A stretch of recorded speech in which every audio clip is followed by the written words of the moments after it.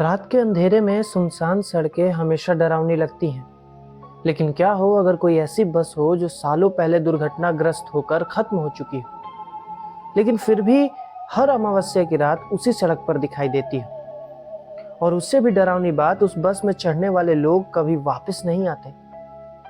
आज की कहानी एक ऐसी ही बस की कहानी है, आखिरी बस।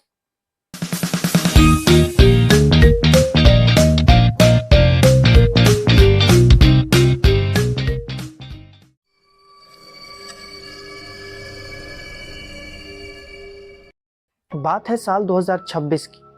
उत्तराखंड के पहाड़ी इलाके में बसे एक छोटे से कस्बे देवगढ़ में अर्जुन नाम का एक युवक अपने दोस्त की शादी से घर लौट रहा था। रात के 11 बज चुके थे और बारिश भी शुरू हो चुकी थी। सड़क पर दूर दूर तक कोई वाहन नहीं था, मोबाइल में नेटवर्क नहीं था और बस स्टैंड पर वह अकेला खड़ा था। बस स्टैंड पर एक बूढ़े आदमी ने अर्जुन को देखा।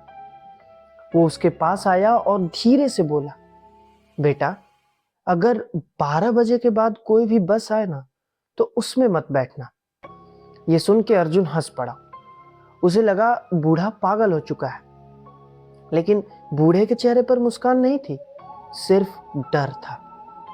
रात ठीक 12 बजे दूर पहाड़ों के बीच अचानक दो हेडलाइट्स दिखाई दी। एक पुरानी बस धीरे धीरे बस स्टैंड की तरफ आ रही थी। और अजीब बात यह थी कि बस के ऊपर कोई रूट नंबर नहीं लिखा था। बस बिल्कुल खामोशी से आकर रुकी। अर्जुन बस में चढ़ गया। अंदर लगभग 10 यात्री बैठे थे। सबकी निगाहें नीचे थी। कोई किसी से बात नहीं कर रहा था और पूरा माहौल काफी अजीब था। कंडक्टर उसके पास आया। उसने टिकट नहीं मांगा, बस एक बात कही कि जब तक बस रुके नहीं, खिड़की से बाहर मत देखना। अर्जुन को यह बात अजीब लगी, लेकिन उसने ध्यान नहीं दिया ज्यादा। कुछ देर बाद अर्जुन को महसूस हुआ कि बस बहुत तेज चल रही है, लेकिन सड़क की आवाज नहीं आ रही थी, जैसे बस जमीन पर चल ही नहीं रही है। उसका दिल घबराने लगा। अचानक अर्जुन खुद को रोक नहीं पाया। उसने खिड़की से बाहर देखा और उसका खून जम गया। बस सड़क पर नहीं चल रही थी, बस गहरी खाई के ऊपर हवा में चल रही थी और नीचे सिर्फ अंधेरा था। घबरा कर उसने सामने बैठे यात्री को देखा। उस यात्री की आंखें सफेद थी, पलकें नहीं झपक रही थी। धीरे धीरे अर्जुन ने बाकी यात्रियों को देखा। सभी बिल्कुल एक जैसे थे, जैसे लाशें बैठी हों। तभी बस एक सुरंग के सामने रुकी, लेकिन अर्जुन को याद था, इस सड़क पर कोई सुरंग नहीं थी।